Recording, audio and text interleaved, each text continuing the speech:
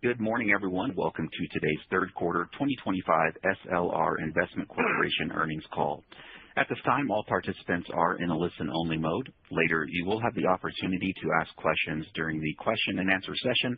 You may register to ask a question at any time by pressing star one on your telephone. Also, today's call is being recorded, and if you should need any operator assistance during the call today, please press star zero at any time. Now, at this time, I'd like to turn things over to Mr. Michael Gross, Chairman and Co-CEO. Please go ahead, sir. Thank you very much and good morning. Welcome to SLR Investment Corp's earnings call for the quarter ended September 30th, 2025. I'm joined today by my long-term partner, Bruce Spohler, Co-Chief Executive Officer, as well as our Chief Financial Officer, Shiraz Kajee, and the SLR Investor Relations team. Shiraz, before we begin, would you please start by covering the webcast and forward-looking statements? Thank you, Michael. Good morning, everyone. I would like to remind everyone that today's call and webcast are being recorded. Please note that they are the property of SLR Investment Corp, and that any unauthorized broadcast in any form is strictly prohibited. This conference call is also being webcast from the events gallery and investor section on our website at www.slrinvestmentcorp.com. Audio replays of this call will be made available later today as disclosed in our November 4th earnings press release. I would also like to call your attention to the customary disclosures in our press release regarding forward-looking statements. Today's conference call and webcast may include forward-looking statements and projections. These statements are not guarantees of our future performance or financial results and involve a number of risks and uncertainties. Past performance is not indicative of future results. Actual results may differ materially as a result of a number of factors, including those described from time to time in our filings with the SEC. We do not undertake to update any forward-looking statements unless required to do so by law. To obtain copies of our latest SEC filings, please visit our website or call us at 212-993-1670. At this time, I would like to turn the call back to our Chairman and Co-CEO, Michael Gross. Thank you, Shiraz, and thank you to everyone for the earnings season. We're pleased to report that our third quarter results continue to reflect broad stability in our portfolio, which we attribute to both our multi-strategy approach to private credit investing and our conservatism. Summarizing our results, SLRC reported net investment income of $0.40 per share and net income of $0.42 per share in the third quarter. Net asset value per share of $18.21 as of September 30th increased slightly quarter over quarter as we're approximately flat year over year. Our net income for the quarter equates to a 9.4% annualized return on equity. Net investment per share was a penny below our base dividend of 41 cents per share in the third quarter. We believe the stability demonstrated in our net asset value per share and the resilience of our earnings since the peak of private credit's golden age compares favorably to peer publicly traded BDCs, which on average have been exhibiting gradual declines in portfolio yields, rising credit losses, and increasing balance sheet leverage. During the third quarter, SLRC originated $447 million of new investments across the comprehensive portfolio and received repayments of $419 million. Year-over-year new originations were up 12.7%. During what is typically a seasonally slow quarter, our commercial finance strategies experienced significant deal activity, resulting in the second highest quarter of originations in the company's history and a high degree of churn in the portfolio from elevated repayments. Overall, we remain pleased with the steady expansion of our comprehensive portfolio, which has produced an annualized growth rate of 17.1% since 2020. We are aware of the elevated concerns about the growth in the private credit industry and underlying credit quality, which have garnered significant investor attention and headlines lately. For investors that have followed our story and appreciate SLR's ability to tactically allocate in a multi-strategy approach to private credit investing, it should come as no surprise that we too share this concern.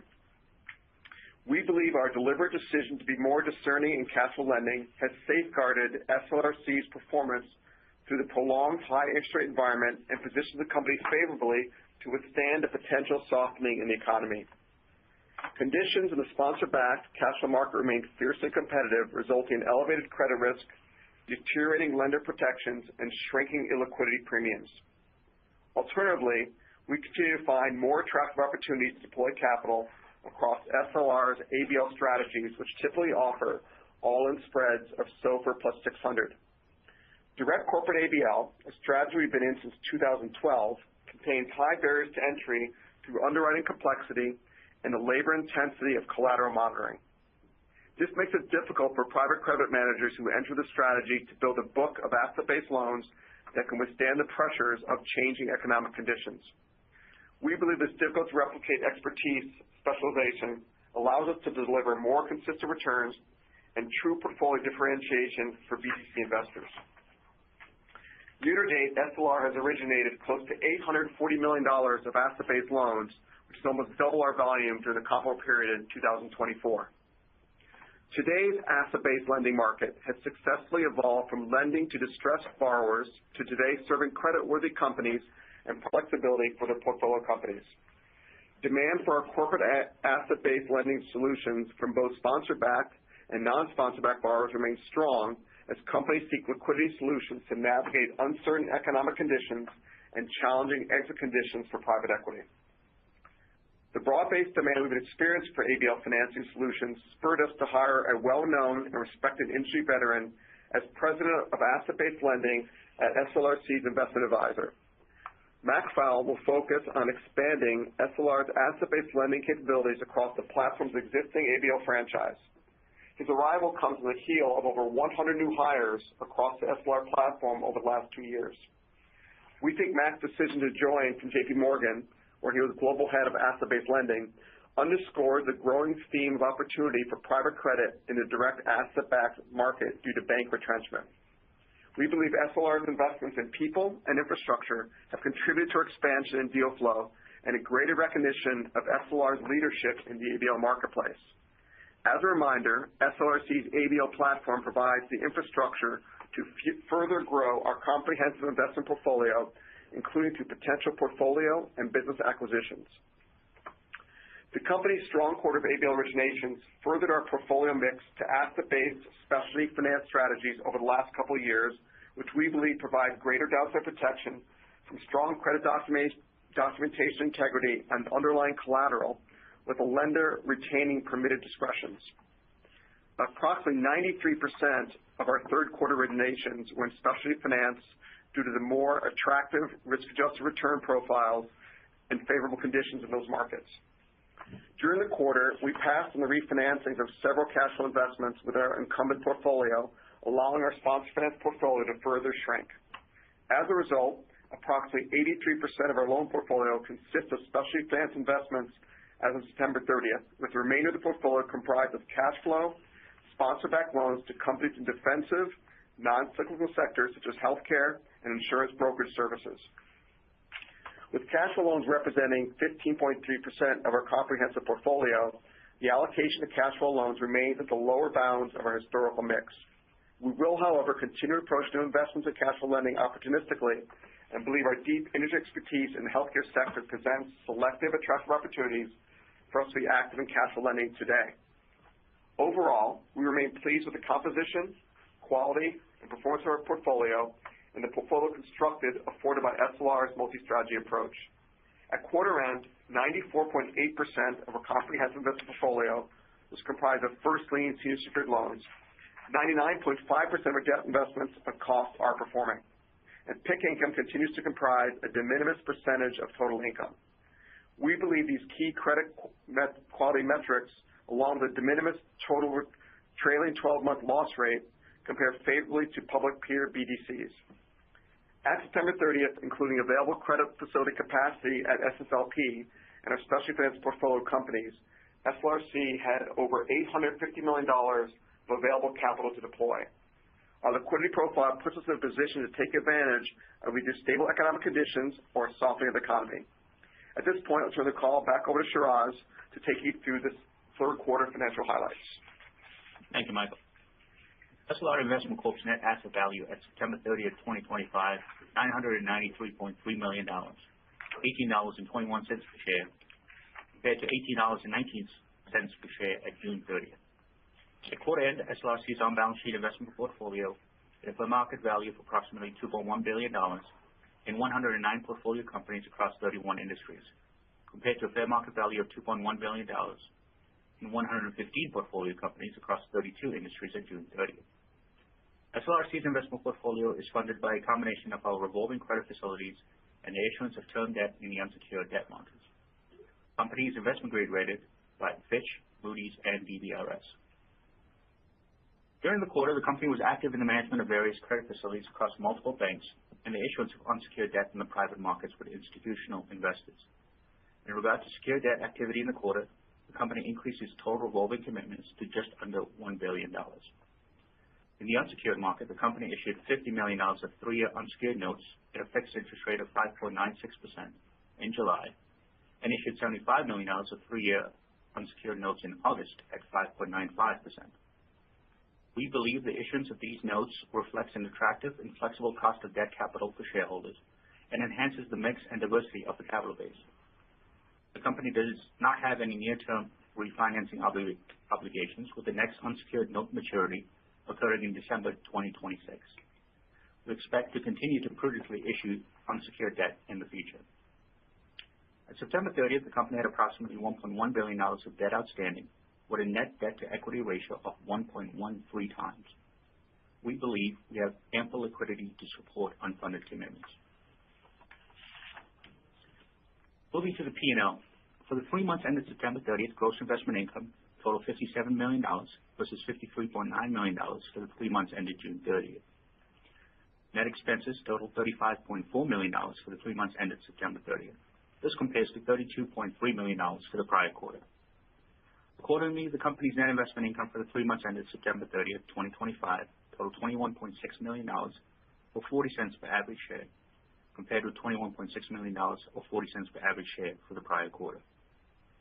Below the line, the company had a net realized and unrealized gain for the third quarter totaling $1.7 million versus a net realized and unrealized gain of $2.6 million for the second quarter of 2025.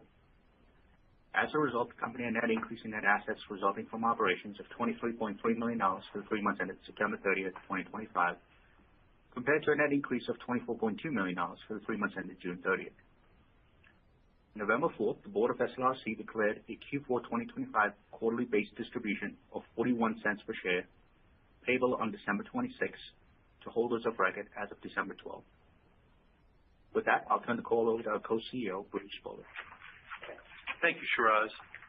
As Michael indicated, we've continued to shift the portfolio towards our specialty finance strategies due to their more attractive risk-adjusted returns in today's market. Our specialty finance strategies offer higher pricing than sponsor finance and greater downside protection through their underlying collateral support.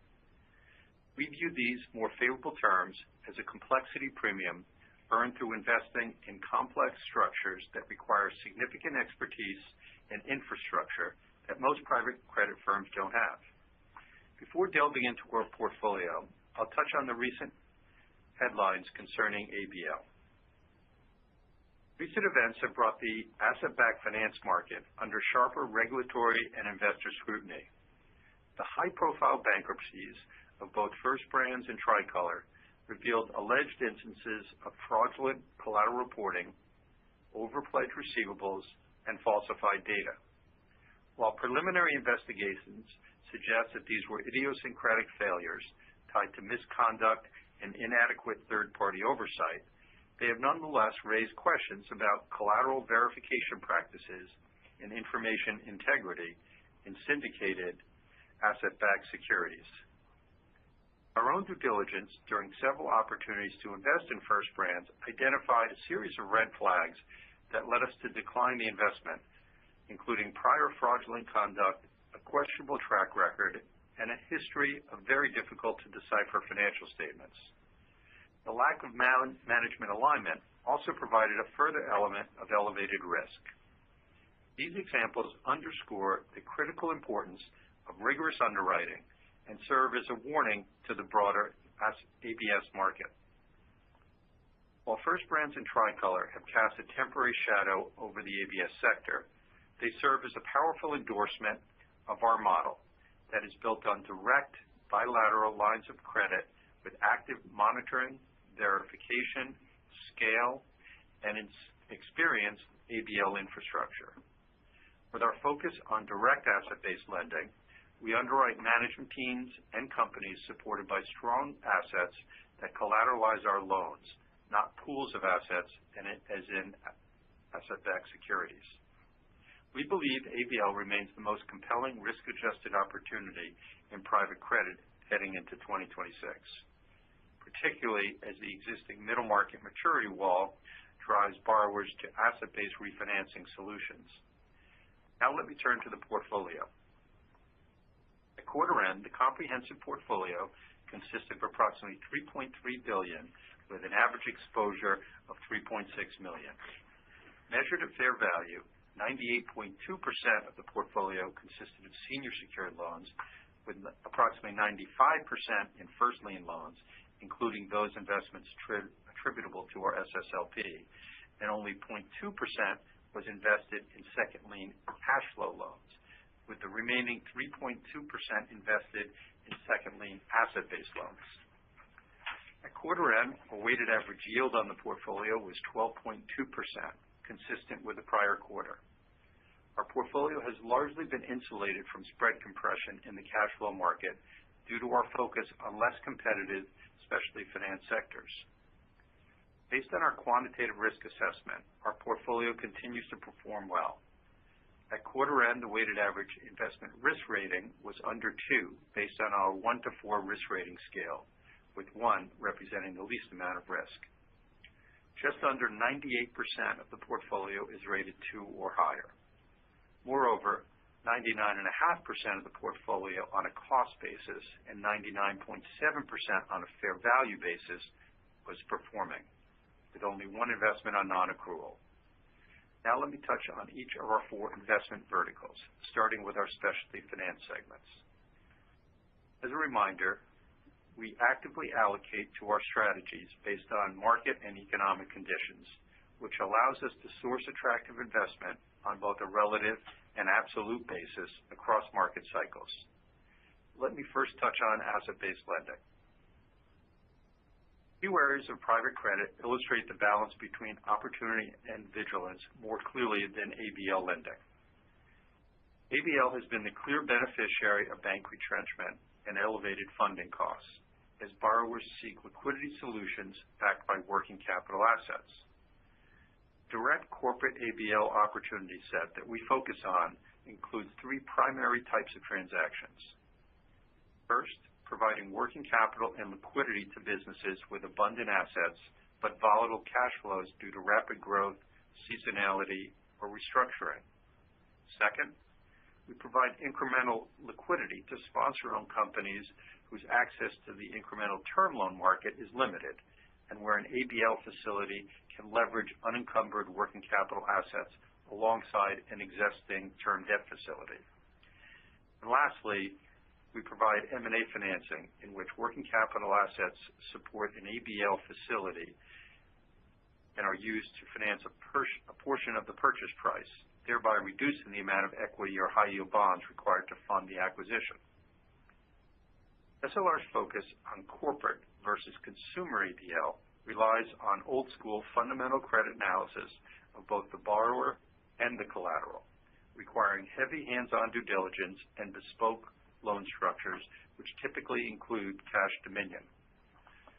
Most importantly, we leverage our experienced middle office infrastructure and resources for intensive collateral monitoring and control of that collateral during the life of our investment. At quarter end, our ABL portfolio totaled over $1.4 billion across 265 borrowers, representing 44% of our total portfolio. For the third quarter, we originated just over $300 million of new investments and had repayments of approximately $244 million. Third quarter, our weighted average asset level yield on the ABL portfolio was 13.4%. Consistent with the prior quarter. Now turning to equipment finance. Quarter end, the portfolio totaled just over $1 billion, representing 32% of our total portfolio across 590 borrowers. The credit profile of this portfolio was unchanged versus the prior quarter. During the third quarter, we originated $112 million of new assets and had repayments of $133 million. The weighted average asset level yield was 11.4%, down 20 basis points from the prior quarter. Our investment pipeline has recently expanded. We are seeing demand from our borrowers to extend existing leases on our equipment rather than buy new equipment at higher tariff-adjusted prices. Now let me turn to life sciences. Strong public and private equity markets for life science companies during COVID resulted in lofty valuations and led to a trend in the life science debt market of new entrants with looser underwriting and structure standards. Since then, life science valuations have begun to moderate as interest rates increased and equity was harder to come by. That moderation has continued, including during much of this year, as the market digests some of the more recent regulatory uncertainty. Also, while recent industry investment activity has focused on life science, healthcare, IT, and services, and earlier stage development companies, our focus continues to be on late development and early commercial stage drug and medical device companies. Competition amongst lenders has increased in select situations, and we are seeing occasional signs of structural give from newer entrants seeking to deploy capital. These are market conditions that reward disciplined and experienced life science teams such as ours. Our team possesses a deep understanding of the unique and often nonlinear value creation inherent in life science companies. We know that progress is rarely a straight line and requires experience to properly assess the deployment of significant investments and the potential value of intellectual property.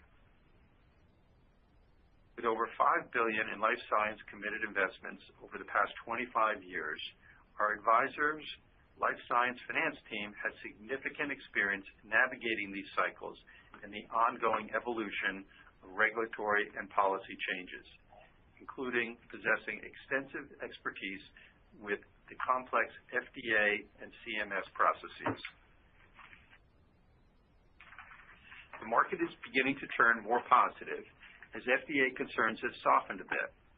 Although uncertainties still exist, they are not as concerning, and we are seeing more momentum in better pipeline opportunities for both drugs and medical devices. Our current pipeline is the highest that it's been in over 2 years, and is triple the size of where it stood just a year ago. The late-stage venture debt environment remains selective but constructive for specialist lenders such as ourselves. With IPOs still scarce and equity capital more discriminating, non-dilutive senior debt has become a strategic bridge to milestones, expansions, IPOs when viable, or strategic exits. Our focus remains on first lien, senior secured by all assets, including cash and control over a company's IP, to companies with products at or near FDA approval, and generation of commercialization revenue. We underwrite to specific value realization events rather than to open-ended runway extensions.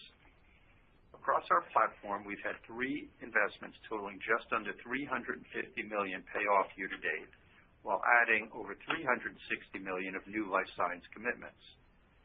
In an uncertain and valuation-challenged environment, we view getting repaid on certain investments and generating attractive mid-double-digit returns is a very good outcome for SLRC.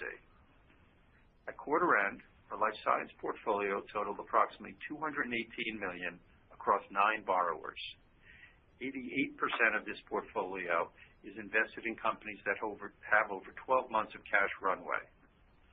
Additionally, the vast majority of our portfolio companies have revenues with at least one product in the commercialization stage, which significantly de-risks our investments.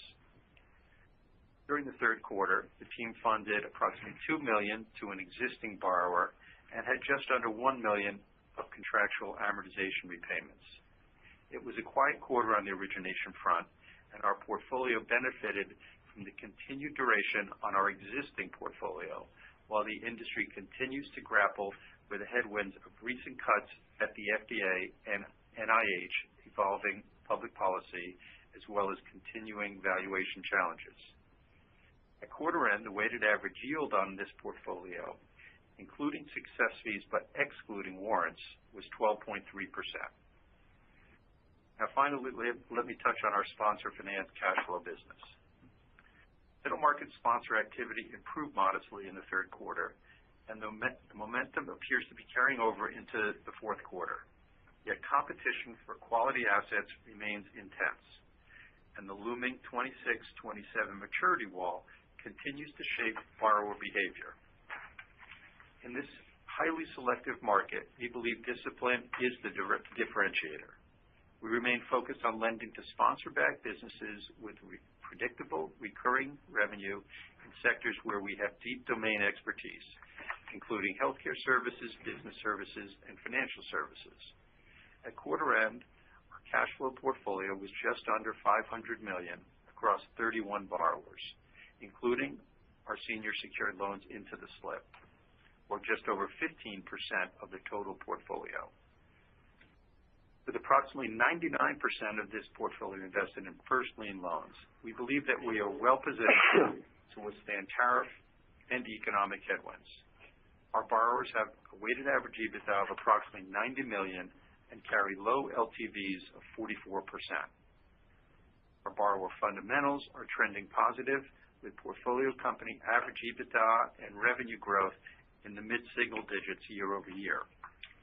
Overall, our portfolio companies have successfully managed the transition to an environment with higher costs of capital and input prices.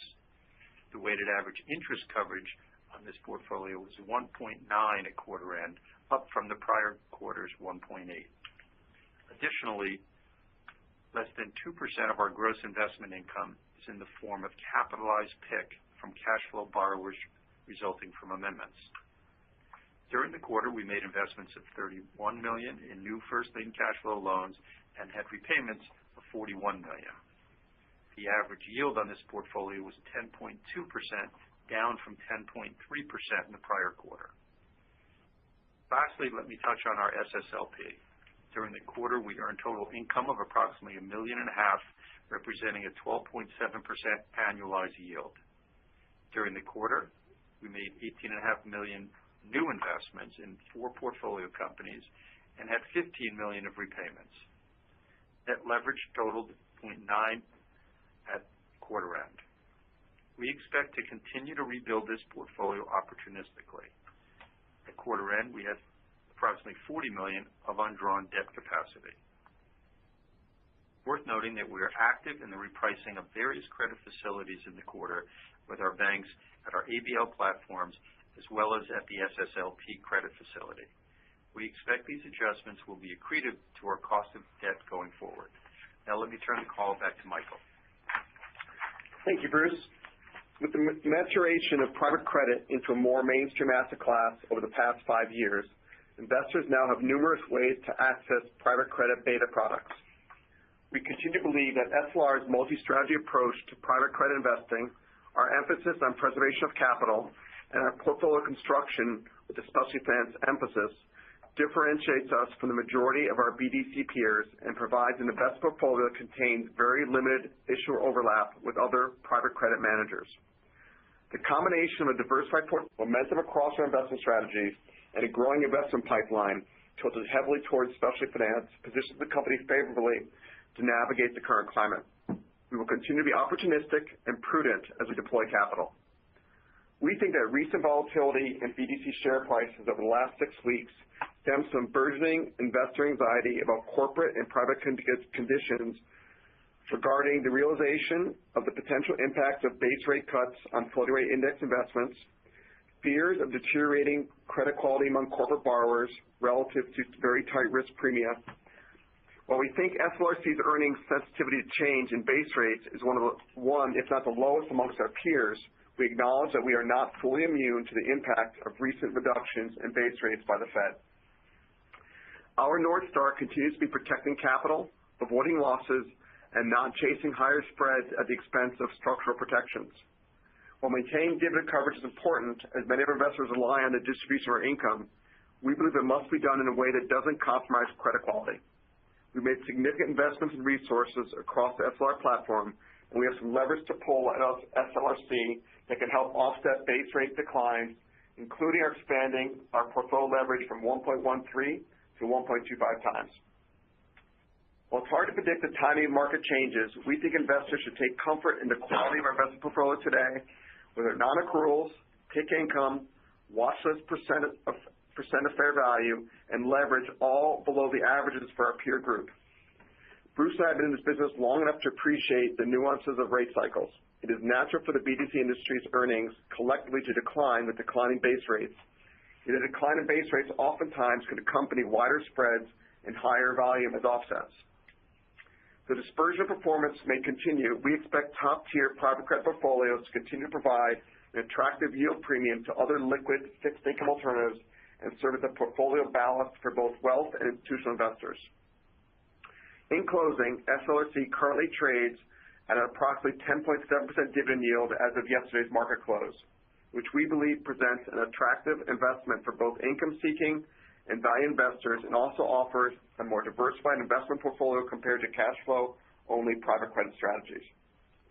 Our investment advisor's alignment of interest with the SLRC shareholders continues to be one of our significant hallmark principles. The SLR team owns over 8% of the company's stock and has a significant percentage of the annual incentive compensation invested in the stock every year. The team's investment alongside fellow institutional and private wealth investors demonstrates our confidence in the company's portfolio, stable funding, and earnings outlook. We thank you again for your time today, as we know it's a very busy time for those that follow the listed BDC marketplace closely. Operator, would you please open up the line for questions? Certainly, Mr. Gross. Thank you. Ladies and gentlemen, at this time, if you would like to ask a question, please press star 1. You can always remove yourself from the queue by pressing star 2. Once again, that's star 1 for questions. We'll go first this morning to Eric Swick of Lucid Capital Markets. Good morning. Wanted to first just make sure I heard something correctly. Did you mention that you'd hired 100 new people over the past 2 years? We have, and primarily in our asset-based and special lending strategies. Gotcha. So I guess kind of safe to assume there that with the banks retrenching, in addition to having augmented lending opportunities, I guess if some of the individuals coming from the banks as well, have you had opportunities to kind of pull teams out as, I guess, as they maybe become disenfranchised with their prior employer? Yeah, it's a combination of that, and as you know, we've also made some tuck-in acquisitions, and with that, selectively added people that we're managing portfolios that we acquired to, expand our footprint further. Got it. Thank you. And I appreciate the commentary you provided in terms of the underwriting discipline and some of the specifics that you have to go through with ABL. That there's certainly been questions in the market regarding that, so that was helpful. A bit of a follow-up there. I was reading about another BDC recently, and they mentioned that some of their ABL investments did not meet the criteria to be qualified assets, kind of in the BDC structure. So just curious, from your perspective, is there something specific that you guys do? And I guess I don't know if 100% of yours are qualified assets, but curious if you could just kind of maybe talk around that topic a little bit to provide a little better understanding. 100% are qualified assets. That said, we have not been limited in being able to grow our specialty finance and asset-based lending strategies by that 30% issue. We have plenty of room. Some of our lender finance are to companies that would not qualify, but again, we have plenty of capacity to take advantage of it. But in the direct ABL market, they are all qualifying assets, where we're lending direct to asset-backed borrowers against their working capital assets. Okay. Thank you. I appreciate that. That's it for me right now. Thanks, Eric. Thank you. We go next now to Melissa Waddell of J.P. Morgan. Good morning. Thanks for taking my questions today. I wanted to make sure I'm understanding what's driving this really elevated churn in both. Obviously, you're finding good opportunities in ABL, but there is a lot of churn. And then also on the equipment finance side, can you dig in a little bit there? Yeah, on the asset-based churn, those are very often working with companies that are in transition. An asset-based structure is very often a 2 to 3 year duration, and so you will see a churn if they can tap into a covenant-light, more flexible cash flow structure. So that will drive that elevated class. Sometimes there's a subset where you're just providing the working capital facility longer term, but very often these are short duration facilities. Okay, thank you for that. And then on the equipment finance side, you talked about borrowers looking to extend existing leases on equipment rather than going out and purchasing new. I'm curious, as you do that, it sounds like that's an area of opportunity that you're investing in. Or how do you adjust the underwriting to account for depreciating equipment and things that may be getting closer to replacement time to replace? Sure. It's not so much that it's a new opportunity, Melissa. It's more that we retain our existing leases longer, and they'll come back, and rather than at renewal take us out and buy new equipment, they'll extend our existing lease on the existing equipment, which we have already amortized out and have a de minimis, if any, residual remaining. So any extension is effectively profit to the bottom line for us. Okay, got it. Thank you. I'll hop back. Thank you. Thank you. We'll go next now to Robert Dodd with Raymond James. Hi, guys. I think, Bruce, in your remarks, you said you think the ABL side is going to be the most attractive of all the areas going into 2026. I mean, what do you think? Is that because you expect a pullback in the marketplace with all the other noise and banks often retreating when this happens? I mean, what's the risk of incremental capital, if you will, coming out of the woodwork, right? I mean, in COVID, to your point on the life sciences side, a lot of things looked quite attractive, and a lot of things got somewhat out of hand, and so you were cautious. What's the risk that incremental capital comes out and kind of distorts the ABL market, or is that it's already distorted and we're undistorting it at the moment with all the noise around these problems? So great question. I'm just going to hit the life science first. I think the barriers to enter are lower for life sciences than ABL, which we'll touch on in a moment. But as we have seen in the marketplace, it's easy to get into life sciences. It's not so easy to succeed in life sciences. So people get in and stub their toe rather quickly and exit.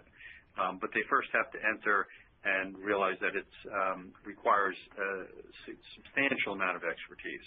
On the ABL side, we view it more as a manufacturing business than a service business, service being the cash flow business, where it's easy to enter.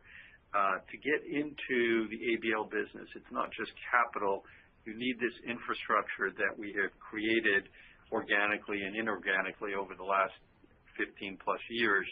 And that makes it difficult for new entrants to come in because it is, as these recent examples have highlighted in the market, you do need that infrastructure not only to source but to monitor your collateral, which is what's so imperative in structuring your investments. And that's a challenge. I think new capital, if it were to come in, would be regional banks coming back in, but they would have to rebuild what they have exited also. I mean, the example, as you may recall, last fall we bought the factoring business out of Webster Bank. So they are out of that business. If they want to come back in, they would need to rebuild that infrastructure in order to issue asset-based loans and monitor them. Because, if you look at what's happened to the traditional cash flow lending market over the last few years, the biggest driver of the deterioration of yields and structures is how much capital formation has taken place. And it's primarily been driven through these non-listed BDCs that have exploded, but not one of them that I know of is focused on asset-based lending because, to Bruce's point, you have to have the existing infrastructure in place to take advantage of that. And so we have not seen new capital inflows into the space, nor do we really expect it from kind of traditional private credit. Got it. Thank you for that. Just one more, if I can. On the dividend, obviously you mentioned you do have levers to pull, taking up leverage a little bit, growing some of the specialty vehicles, etc. What's your confidence level that you have enough levers, given what the forward curve looks like. I mean, where's the calculus on is this dividend sustainable? Can you catch back up to it? Last several quarters, we've been plus or minus up or down penny or two from our dividend. And it's kind of too early for us to kind of call the ball, if you will, about where this is going to go. I think we're going to obviously watch our portfolio and performance closely, and we're going to align our dividend to what we think our earnings potential is. Got it. Thank you. We'll go next now to Finian O'Shea with Wells Fargo. Hey, everyone. Good morning. Just continuing on the dividend discussion there and tying into, Michael, a couple of your closing remarks mentioned SOFR. For one, the sensitivity tables that you disclose in the Q, I know those could probably be rigid or quirky as opposed to how BDCs really work, but the SOFR-based NOI downside has been creeping up or worsening. I think it's 7 cents for 100 bips in NOI now. So seeing if there's any nuance there in the say composition of the FinCos that make you more interest rate sensitive recently, but also given it's sort of clearly going down, you've already been paying a return of capital for a couple quarters.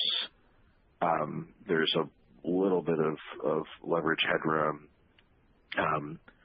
but not too much. So seeing why you're still declaring the 41 cents, and to what extent would you continue to pay out a return of capital? Thanks. So first of all, just to clarify, the last two quarters where we under-earned by a penny, our NAV actually increased in those quarters, and so we did not return capital. We grew our net asset value. So that's well, your disclosure says, well, the dividend from a taxable perspective, the payout constitution entailed a return of capital. From a NAV perspective, we did not. And again, I'll stick by my answer before.